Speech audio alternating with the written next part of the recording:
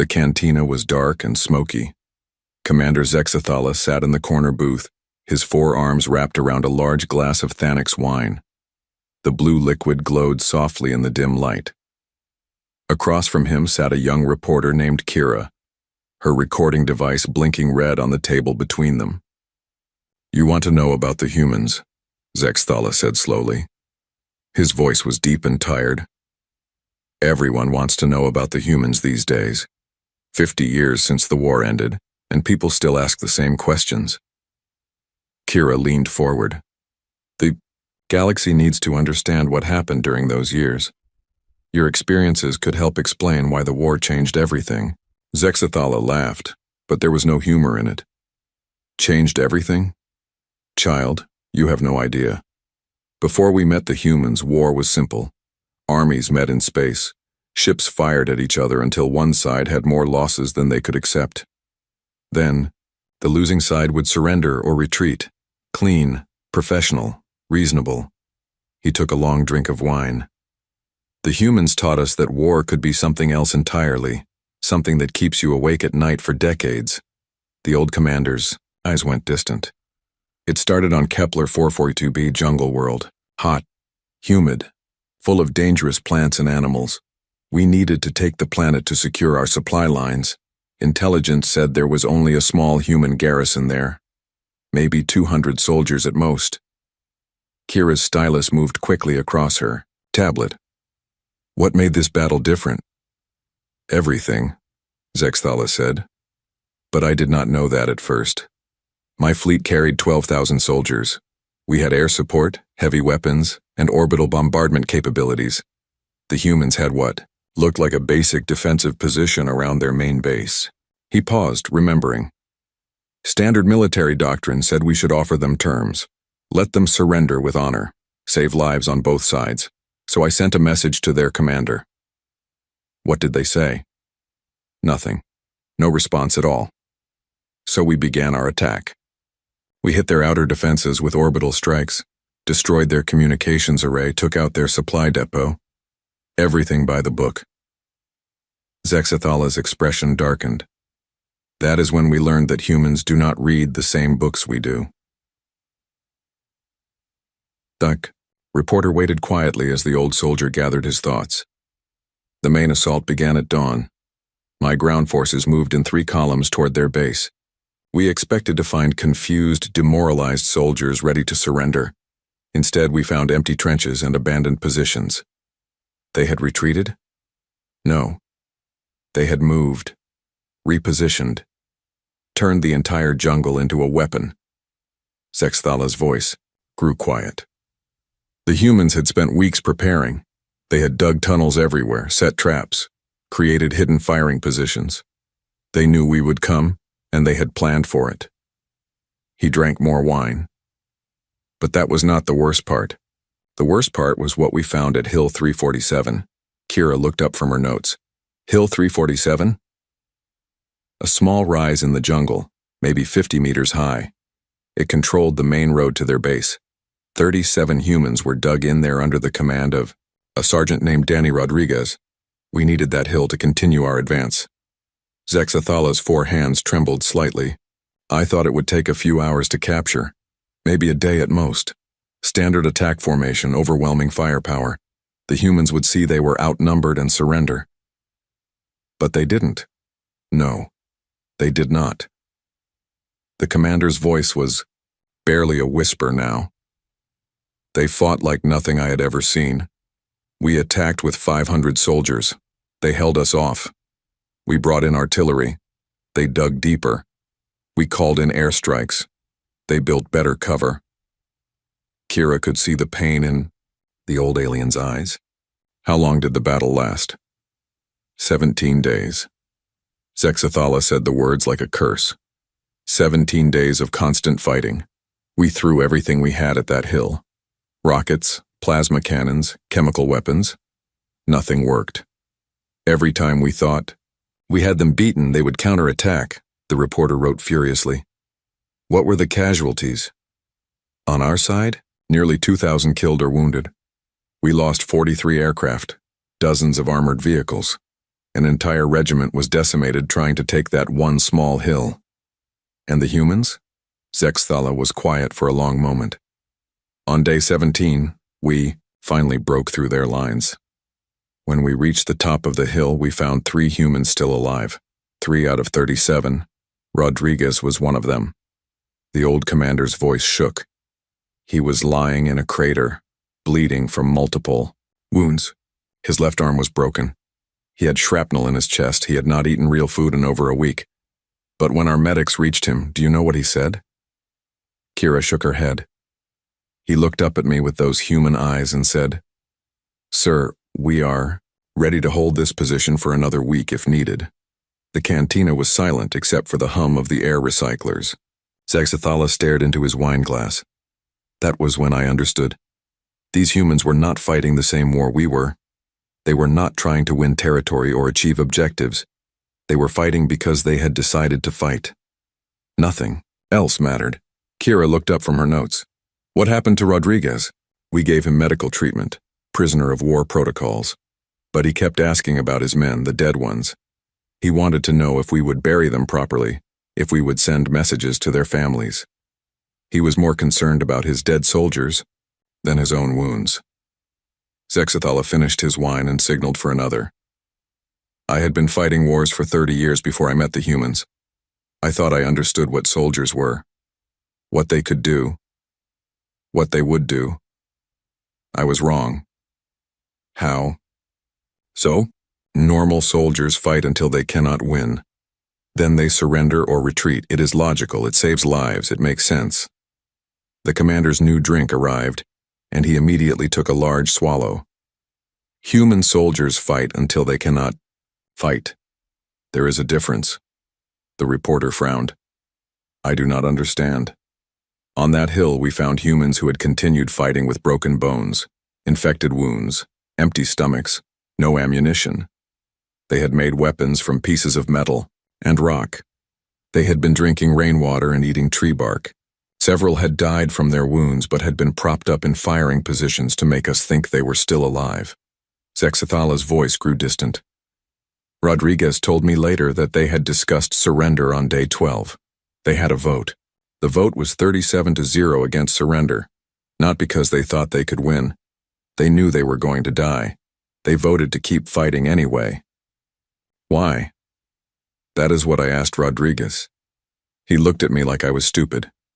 Because we are soldiers, sir. This is what we do. The old commander shook his head slowly. I realized then that we were not fighting an army. We were fighting a species that had turned warfare into a form of religion. They did not fight for territory or resources or political goals. They fought because they had decided that fighting was the right thing to do. Kira stopped writing. That must have been terrifying. It was. But it was also the beginning. Hill 347 was just the first lesson. Over the next 4 years, the humans taught us many more things about war, things that still wake me up at night. The reporter looked at her notes.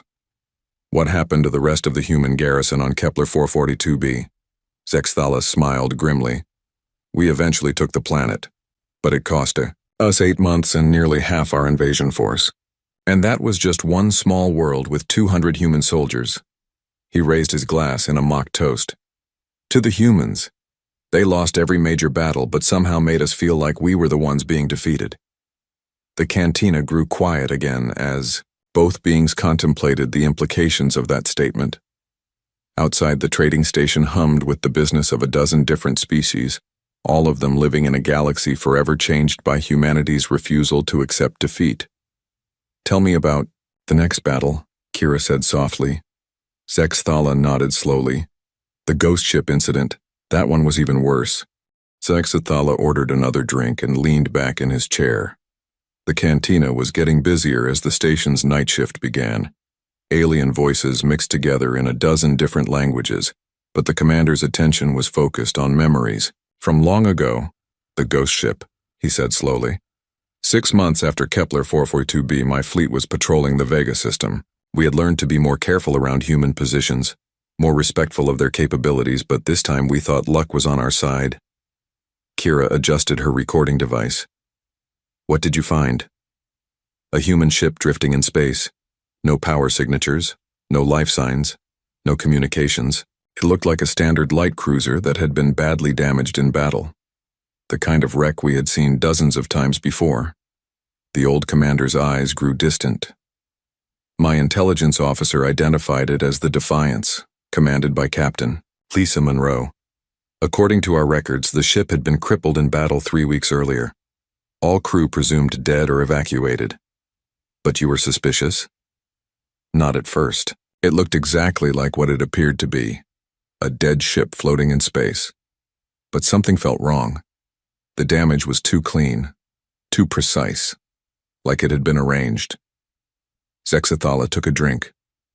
My fleet had 8 heavy cruisers and dozens of smaller vessels. This single human ship posed no threat even if it was operational. So I decided to board it. Salvage operations. Maybe we could learn something about human technology. The reporter made notes. Standard procedure? Yes. We sent 3 boarding parties, 60 soldiers total. The ship's airlocks were damaged, so we had to cut through the hull. Everything seemed normal. Too normal. The commander paused, remembering. The first team entered through the engine section. They found exactly what they expected. Dead engines, ruptured fuel lines, blast damage from weapons fire. The second team went through the cargo holds, again nothing unusual. Scattered supplies, some battle damage, a few bodies. Where was the third team? Command section. That was my team. I wanted to see the bridge myself, maybe find their computer cores or communication logs. Zexathala's voice dropped to a whisper. The corridors were dark, emergency lighting only. Our scanner showed no life, signs anywhere on the ship. But I started to notice small things. The bodies we found were positioned strangely. The damage seemed too convenient, like someone had arranged everything. Kira leaned forward. What kind of arrangements? Bodies near doorways where they would be seen immediately. Blast damage that blocked some passages but left others open. Equipment failures that looked accidental but created perfect ambush points. The old soldier's hands shook slightly. I was starting to understand. This was not a dead ship. This was a trap. But by then, it was too late. What happened? We reached the bridge. It was dark except for a few flickering displays. I could see a figure in the captain's chair. At first I thought it was another body. Then she spoke. Zexathala closed his eyes. Captain Lisa Monroe. She had been sitting in that chair for 3 weeks, waiting. Her ship was dying around her, but she was still at her post, the reporter wrote quickly. She was alive? Barely. She was wearing an environmental suit because life support had failed days earlier. She was surviving on emergency rations and recycled water. She looked like she had lost 30 pounds, but her voice was steady when she spoke to me. What did she say? Welcome aboard the Defiance, Commander. I have been expecting you. The cantina noise faded as Zexathala continued his story. That was when I realized how badly we had been fooled. This was not a salvage operation. This was an elaborate ambush that had taken weeks to prepare. Kira looked confused. But you said there were no life signs. Monroe and her crew had been living in environmental suits for 3 weeks. They had rerouted power from life support to create false readings on our scanners. They had positioned the bodies of their dead crewmates to make us think the ship was abandoned. The commander shook his head in amazement. 17 humans had survived the original battle. Instead of trying to escape or calling for rescue, they had decided to turn their dying ship into a weapon. How is that possible? They had prepared for this exact scenario. Monroe told me later that human ships carried supplies for extended covert operations, not because they expected to win battles like this, but because they might have opportunities to cause damage even after losing. Zexathala's voice grew quiet. For 3 weeks they had been patient. They had programmed their computers to send fake distress signals. They had created false heat signatures to make the ship look abandoned. They had even pumped gases into certain sections to mimic the smell of death. The reporter stopped writing. They planned all of this while their ship was dying. Yes, while they were slowly running out of air and food. while their friends were dying around them, while they had no hope of rescue or survival. The commander's voice was filled with something between respect and horror. They used that time to plan the perfect trap. What happened when you realized it was an ambush? Monroe smiled at me. I will never forget that smile. She was dying. Her ship was falling apart. She had not eaten a real meal in weeks, but she smiled like she had just won the greatest victory in galactic history. Zexathala drank deeply. She pressed a button on her command chair. Suddenly, the ship came alive. Hidden weapons activated. Blast doors sealed. Emergency systems that had been shut down for weeks suddenly powered up. They attacked? Not immediately. First, Monroe wanted to talk. She wanted me to understand what was about to happen. The old commander's voice shook. She explained how they had spent 3 weeks preparing, how they had tested every system, how they had calculated exactly how much damage they could cause. The reporter waited quietly. Then she told me about her crew. 17 people who had volunteered to stay behind and die for this one chance. An engineer who had rigged the reactor to overload. A weapons officer who had turned their remaining ammunition into makeshift bombs. A medic who had been keeping everyone alive just long enough to complete the mission. Zexathala looked directly at Kira. Do you understand what that means? 17 humans had chosen to die slowly over 3 weeks for the chance to damage my fleet. Not to escape, not to win, just to hurt us before they died. What was going through your mind? Terror. Pure terror. Not because of the immediate danger, but because I was starting to understand what we were really fighting. The commander's voice was barely audible. These were not soldiers in any conventional sense. These were fanatics who had made warfare into a form of art. Did you try to escape? Of course, but Monroe had planned for that too. The ship's artificial gravity had been modified to make movement difficult. The corridors we had used to enter were now sealed or blocked. Every exit had been turned into a kill zone. Zexathala paused. But the worst part was Monroe herself. She sat in that captain's chair like she was hosting a dinner party. She asked about my family, my career, my plans after the war, like we were old friends having a conversation. While planning to kill you? While dying herself. She was running, on stimulants and sheer willpower. Her environmental suit was leaking. Her hands were shaking from malnutrition, but she kept talking like everything was normal. The reporter looked up from her notes. What did she want? To explain. She wanted me to understand that this was not personal. She respected me as a professional soldier, but she had a job to do, and she was going to do it properly. Zexthala's voice grew softer. She told me about her crew, how young they were, how they had families back on Earth, how they had all voted to stay behind and turn the ship into a trap, not because they hated us, but because it was their duty. How did the ambush work? Perfectly. When Monroe triggered the final sequence, hidden charges throughout the ship created a chain reaction. The modified reactor overloaded exactly as planned. The explosion was so powerful it destroyed 2 of my heavy cruisers and damaged 3 others. The old commander stared into his drink. 17 humans. 1 dying ship. They caused more damage to my fleet than most entire battles. Kira looked shocked. What happened to Monroe? She died at her post. When we found her body later, she was still in the captain's chair, still wearing that environmental suit, still smiling. The cantina had grown quiet around them. Other patrons seemed to sense the gravity of the story being told. There was something else, Zexathala said quietly. A message she had recorded for whoever found her body. Do you want to know what it said? The reporter nodded. Tell them we held the line. The commander's voice broke slightly. That was all. Tell them we held the line. Both beings sat in silence for several minutes. Finally, Kira spoke. How did this change your understanding of human warfare? Zexathala looked up with haunted eyes. It taught me that humans do not just fight battles. They fight wars that extend beyond life and death. Monroe and her crew had been dead for weeks, but they were still fighting, still causing damage, still holding their line. He raised his glass again. To Captain Lisa Monroe and the crew of the Defiance. They showed us that human defeat could be more dangerous than human victory. The old commander finished his drink and looked at the reporter.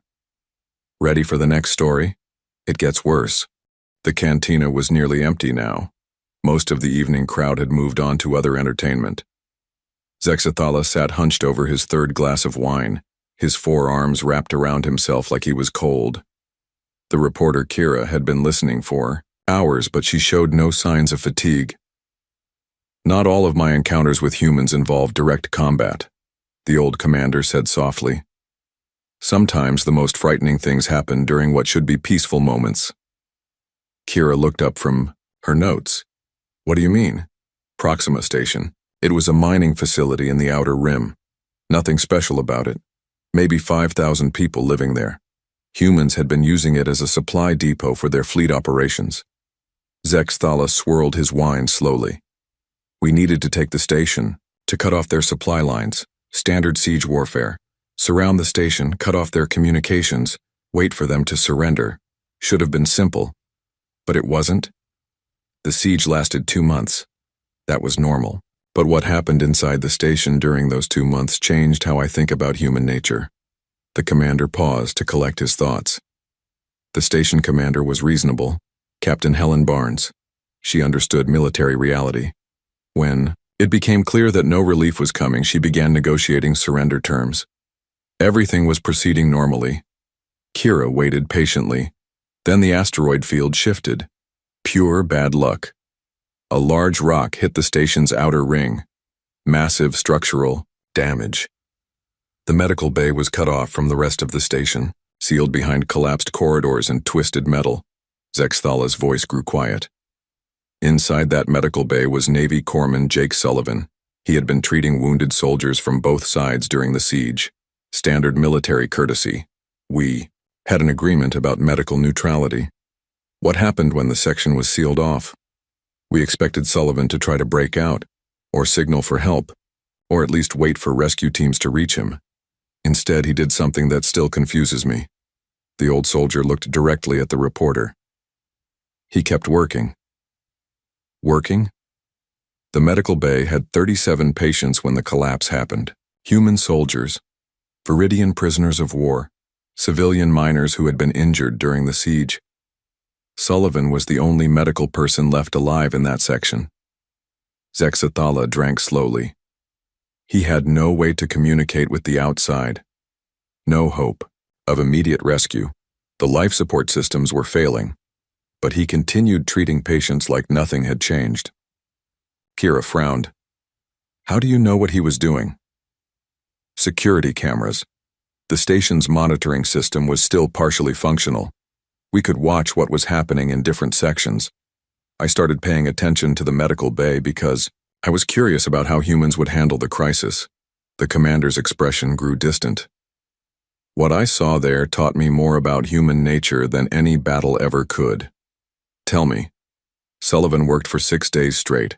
No sleep except for 20-minute naps. No real food because he gave his rations to the patients. No help because everyone else in that section was either wounded or dead. Zexathala shook his head slowly. He performed surgery by flashlight when the power failed. He sterilized instruments with alcohol from the officer's emergency supplies. He made bandages from torn clothing. He even figured out how to jury-rig the broken life support system to keep his patients alive, the reporter wrote quickly. What about the Viridian prisoners? That was the most amazing part. Sullivan treated them exactly the same as human patients. He gave them the same level of care, the same attention, the same resources, even though they were enemy soldiers. Kira looked up. Why would he do that? I asked him that question later. His answer was simple. They were patients, sir. That's all that mattered. Zexathala's voice carried a note of wonder. On day 3, one of the Viridian prisoners died from his injuries. Sullivan spent 2 hours preparing the body according to Viridian funeral customs. 2 hours he could have used to rest or treat other patients, but he thought it was important to show respect for the dead. How did he know Viridian customs? He had been studying them during quiet moments in the siege, reading about different species' medical needs and cultural practices. just in case he ever needed to treat non-human patients properly. The commander paused. That was when I started to understand that we were not just fighting human soldiers. We were fighting human ideals. What do you mean? Sullivan was not following military orders. There was no one to give him orders. He was not trying to win a battle or achieve a strategic objective. He was just being what he thought a medic should be. Zexthala looked tired. On day 4, the ceiling started collapsing in parts of the medical bay. Standard protocol would be to evacuate to safer areas. But Sullivan refused to move his patients. Instead, he started reinforcing the damaged sections with whatever materials he could find. How? Metal bed frames became support beams. Medical equipment was repurposed into structural braces. He even used his own body weight to hold up a sagging section of ceiling while he worked on a patient underneath it. The reporter stopped writing. That sounds impossible. I watched it happen. Hour after hour, Sullivan would position himself to support part of the collapsing structure while he treated someone. His back must have been screaming in pain, but he never stopped working. Zexathala's voice grew softer. On day 5, he ran out of proper medical supplies, so he started improvising. He used electronics components to build a basic heart monitor. He made IV tubes from plastic tubing and improvised connectors. He even figured out how to purify water using the station's recycling systems. Where did he learn to do those things? He didn't. He was inventing solutions as he went along, making it up based on basic principles and desperate necessity. The old commander shook his head. But the most incredible thing was how he treated the conscious patients. He talked to them constantly, asked about their families, their homes, their hopes for after the war. He made sure they knew they were not forgotten. Kira looked up from her notes. Even the enemy soldiers? Especially the enemy soldiers. He seemed to understand that they were scared and far from home. He learned basic phrases in our language so he could comfort them. He asked about Viridian culture and customs so he could make them feel more comfortable. What happened on day 6? That was when we finally broke through to the medical bay. It took enormous effort.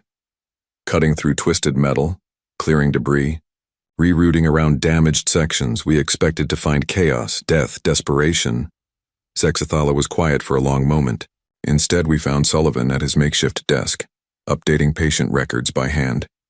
Every single patient was alive, all 37 of them, including the Viridian prisoners. How did they look? Sullivan had lost maybe 30 pounds. His hands were shaking from exhaustion. His uniform was torn and dirty. He could barely stand without support. But when he saw us, he stood up and saluted. The commander's voice broke slightly. Then he gave us a complete medical report on every patient, their conditions, treatment plans, medication schedules, everything organized and professional, like he was handing over a shift at a normal hospital. What did he say? Just doing my job, sir. That was all. Just doing my job. Zexthala drank deeply. Later, when we were able to interview him properly, Sullivan explained his thinking. He said that being a medic was not just a military assignment. It was a promise he had made. A promise to help anyone who needed help, regardless of species or nationality. Did he expect recognition for what he did? No. He was actually confused by all the attention. He kept saying that any medic would have done the same thing. He genuinely could not understand why people thought his actions were unusual. The reporter looked shocked. He thought 6 days of improvised medicine in a collapsing building was normal. That was the most frightening part. Sullivan was not trying to be a hero. He was not making a grand gesture or proving a point. He was just being what he thought a human medic should be. Zexthala's voice grew quiet. I realized then that we were not fighting an army with unusual tactics. We were fighting a species that had different basic assumptions about what normal behavior looked like. How so? For Sullivan, abandoning patients was literally unthinkable. Not because he was brave or noble, but because it went against his fundamental understanding of what it meant to be a medic. He could no more leave those patients than he could stop breathing. The old commander stared into his glass. That level of commitment to duty, even when no one is watching, even when There is no reward, even when it might cost your life. That is not training. That is not military discipline. That is something deeper. Kira wrote silently for several minutes. Finally, she looked up. What happened to Sullivan? He was transferred back to human space as part of a prisoner exchange. But before he left, he spent 3 days training our medics on the improvised techniques he had developed. He wanted to make sure we could properly care for the patients he was leaving behind. The Viridian prisoners? Yes, he was worried about them. He made us promise to continue their treatment according to the plans he had written. He even left detailed notes about each patient's personality and preferences, so we could keep them comfortable. The cantina was almost empty now. Only a few late-night drinkers remained at the bar, their conversations muted and distant. Zexathala sat slumped in his chair, 4 empty glasses lined up in front of him. His eyes were red and tired, but his voice remained steady. Titan Base, he said quietly. That name still gives me nightmares. If you want to understand why the war changed everything, you need to hear about Titan Base. Kira looked up from her notes. Her recording device had been running for hours, but she showed no signs of stopping. What made it different? It was the last major human stronghold in the Outer Rim, a mining colony that had been converted into a military fortress. Intelligence said it held critical strategic data about human fleet movements and supply lines. Zexathala picked up his 5th glass of wine with shaking hands. Taking that base was essential for our final victory. High Command assigned me 3 full battle groups, 50,000 soldiers, orbital bombardment platforms, everything we needed for a quick, decisive assault. How many humans were defending it?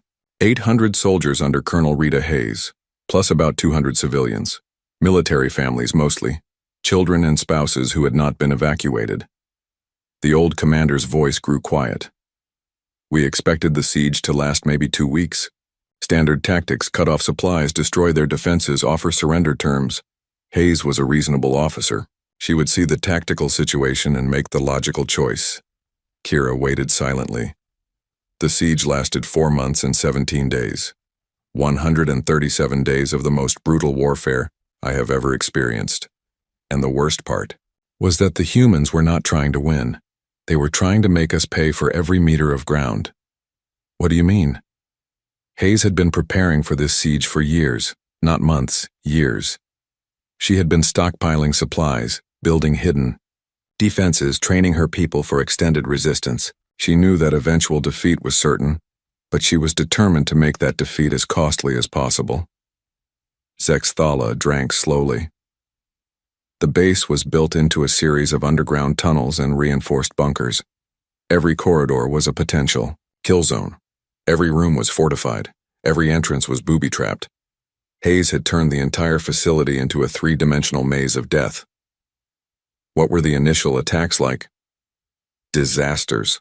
Complete disasters. We would breach an outer wall only to find 3 more walls behind it. We would capture a section only to discover it was rigged with explosives. We would corner a group of defenders only to have them vanish through hidden passages. The commander's voice grew darker, but the real horror was not the tactical situation. It was watching how the humans adapted to impossible circumstances. How so? When we cut off their water supply, they started recycling everything. When we destroyed their food storages, they began growing plants in underground gardens. When we knocked out their power generators, they rigged exercise bikes to create electricity. Zexathala looked directly at Kira. These people were not just surviving under siege conditions. They were thriving. They were treating the whole situation like an interesting problem to solve. What about the civilians? That was the most disturbing part. Hayes had not evacuated the families because they were part of her defense plan. Not as hostages or human shields, but as active participants. The reporter stopped writing. Children were fighting? Not directly. But they were contributing. 10-year-old kids were running messages through tunnels too small for adults. Teenagers were helping with equipment, maintenance, and medical care. Even the youngest children were helping with food preparation and supply management. Zexathala's voice shook. Hayes had prepared her people for this siege by making it a community effort. Everyone had a job. Everyone was essential. Everyone. understood that they were fighting for something bigger than themselves. What was their morale like? That was what kept me awake at night. They were happy, not grim or desperate or fearful. They were actually enjoying themselves. They treated the siege like a challenging game that they were determined to play better than anyone had ever played it before. The old commander paused. I remember watching through our surveillance equipment as human families gathered for dinner. In the mess halls, they would sing songs, tell jokes, celebrate birthdays and anniversaries, like they were on vacation instead of slowly dying in a hopeless military situation. How did that affect your soldiers? It was devastating for morale. My troops expected to be fighting desperate, demoralized enemies. Instead, they were facing people who seemed genuinely excited about the challenge of holding out longer than anyone thought possible. Zexathala drank again. By day 60, we had taken maybe 20% of the base. Each section cost us hundreds of casualties. Each victory was immediately countered by some new defensive innovation the humans had prepared. What kind of innovations? Hayes was a genius at improvised warfare. She had her people making weapons from mining equipment, explosives from industrial, chemicals, armor from metal plating. They turned maintenance robots into mobile gun platforms. The commander's voice grew quiet, but the worst part was how they used their knowledge of the base itself. Hayes and her people had lived there for years. They knew every pipe, every electrical conduit, every structural weakness. They used that knowledge to create traps that were perfectly adapted to our tactics. Give me an example. Day 73. We finally broke through to the main command center. It had taken us weeks of fighting to get there. We expected to find Hayes and her senior staff making their last stand. Zexathala's eyes went distant. Instead, we found a note on her desk. Welcome to Titan Base. The real command center is 3 levels down. Have a nice day. Signed with a little smiley face. They had moved? They had been using the original command center as a decoy for months. While we were focusing our attacks on what we thought was their headquarters, Hayes was actually running operations from a converted storage room that did not appear on any of our maps. The reporter looked amazed. How did you find the real command center? We didn't. They revealed it to us on day 127 when Hayes decided it was time for the final phase of her defense plan. What happened? The humans stopped trying to hold territory. Instead, they started a fighting withdrawal toward the deepest parts of the base. But this was not a panicked retreat. It was a carefully planned operation that had been rehearsed. For months. Zexathala's voice grew softer. Every step of the withdrawal was designed to cause maximum casualties while preserving as many human lives as possible. They would abandon a section only after rigging it with enough explosives to collapse the entire tunnel system. They were destroying their own base? Yes. Hayes was willing to lose everything as long as she could make us pay a terrible price for victory. By day 130, we had technically captured 90% of Titan Base. But that 90% was now a pile of rubble filled with booby traps and unexploded ordnance. The old commander looked exhausted. The final assault came on day 137. Hayes and maybe 50 survivors were holed up in the deepest bunker complex. We had them completely surrounded, no escape routes, no hope of rescue. Standard military logic said they would surrender. But they didn't. Hayes sent us a message. Just 3 words. Come and take it. Zexathala was quiet for a long moment. The final battle lasted 18 hours. 50 humans against 3,000 of my best soldiers. Room by room, corridor by corridor, they made us fight for every meter. What was Hayes like during the final battle? I spoke to her over the radio during the fighting. She was calm, professional. She asked about my family, my career plans after the war. She even gave me tactical advice about how to take the bunker more efficiently. The reporter frowned. She was helping you defeat her. She respected professional competence even in enemies. Hayes knew she was going to die, but she wanted the final battle to be fought properly, with skill and honor on both sides. Zexathala's voice broke slightly. When we finally reached the central bunker, we found Hayes at her command post. She had been mortally wounded hours earlier, but had refused medical attention. She was still coordinating the defense, still giving orders, still fighting. What did she say? She looked up at me and smiled. Actually smiled. Then she said, "Good fight, Commander. You did better than I expected. Most of my people made it to the evacuation tunnels, so I consider this a tactical victory." The old commander stared into his glass. That was when I learned that the entire siege had been a diversion. While we were focused on taking the base, Hayes had been secretly evacuating hundreds of people through hidden tunnels that led to underground rivers. She had been planning the evacuation from the beginning. The whole siege was designed to give her people time to escape. Hayes never intended to hold Titan Base permanently. She just wanted to extract maximum casualties while saving as many lives as possible. Zexathala looked up with haunted eyes. Her last words were transmitted to the escaping survivors. Remember everything. Make them pay for every inch. What happened to the escapees?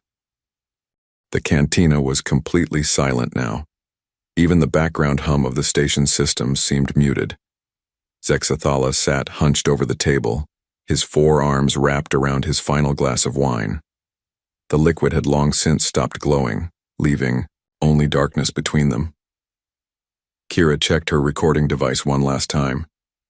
"You said the final story would explain why the war really ended. I thought your people won." The old commander looked up with eyes that had seen too much. "That is what everyone believes. That is what the history books say. The Viridian Alliance achieved total military victory over human forces. We captured their major colonies. We destroyed their fleets. We forced them to sign surrender agreements." He paused, drinking slowly. "But I was there for the peace negotiations. I heard what the humans really said, and I understood that we had not won anything at all." "What do you mean?"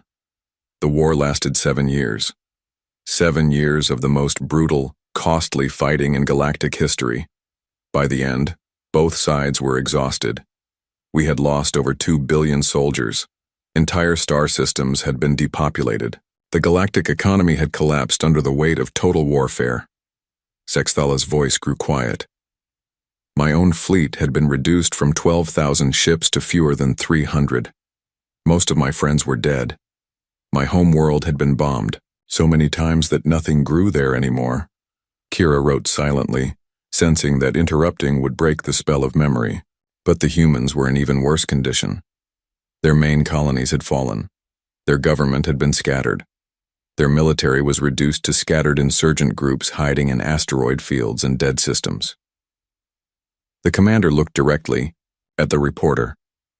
"So when they asked for peace negotiations, we thought we had finally broken them, finally convinced them that continued resistance was hopeless. Weren't they broken?" "That is what we thought. The negotiations took place on neutral ground, a space station in the Centauri system. I was part of the Viridian delegation because of my extensive experience fighting human forces." Zexathala drank again.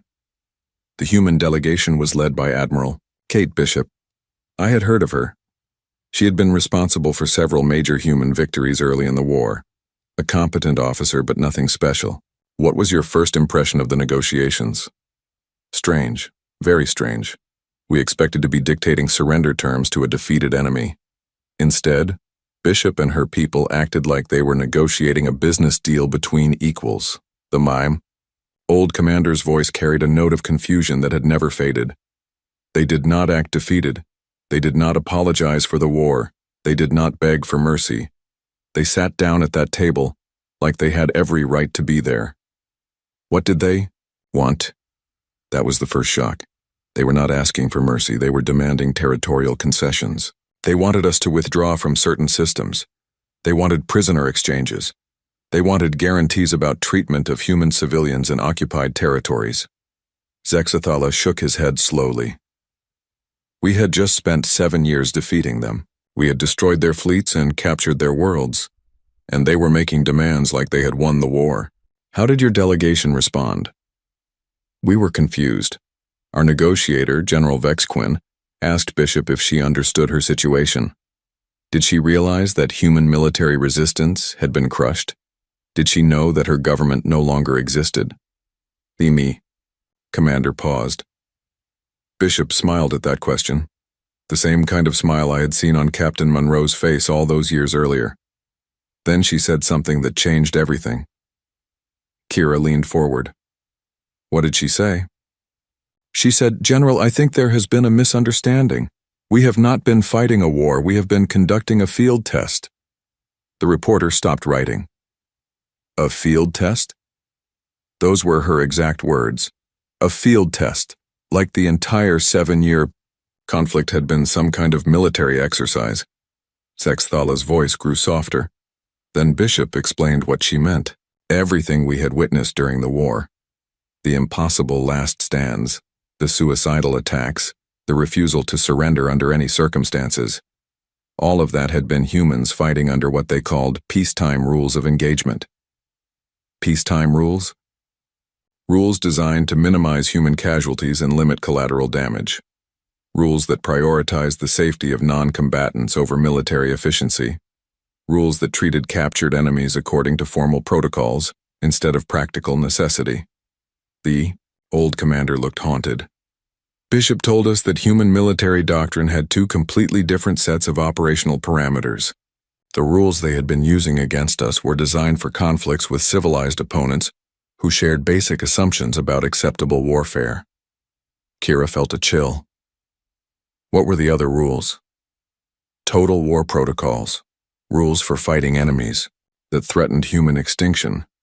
Rules that removed all limitations on tactics, weapons, and targets. Sexthala drank deeply. Bishop explained that the human government had never authorized total war protocols against us. Despite 7 years of brutal fighting, despite billions of casualties, despite the destruction of human colonies, their military had been operating under restricted engagement rules. Why? Because they respected us as a civilized species.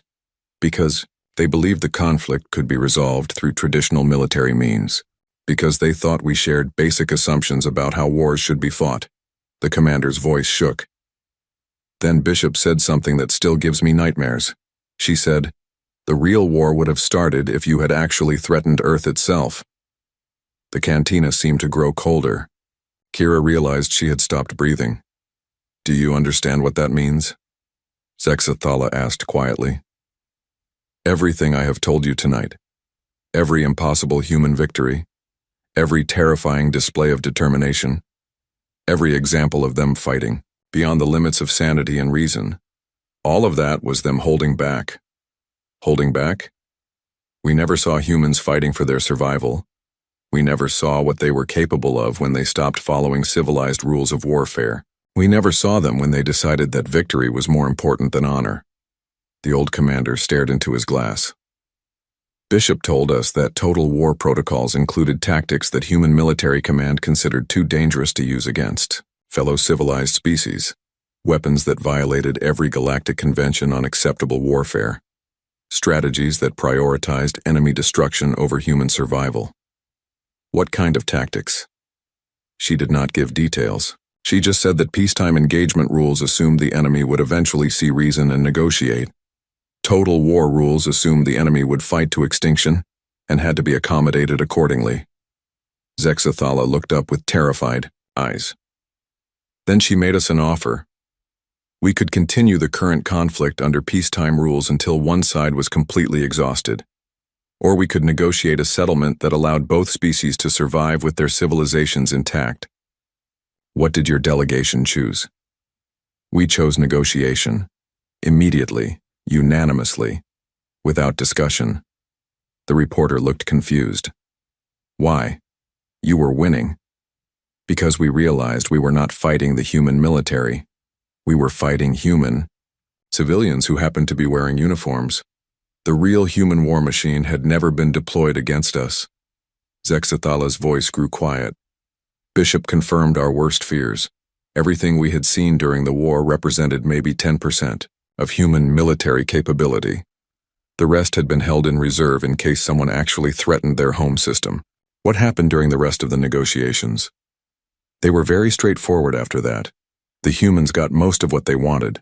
Territorial concessions, prisoner exchanges, reparations for civilian casualties, even guarantees about future relations between our species.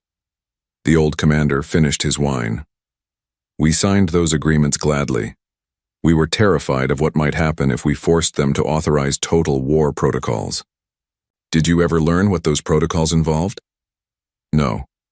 And I pray we never do.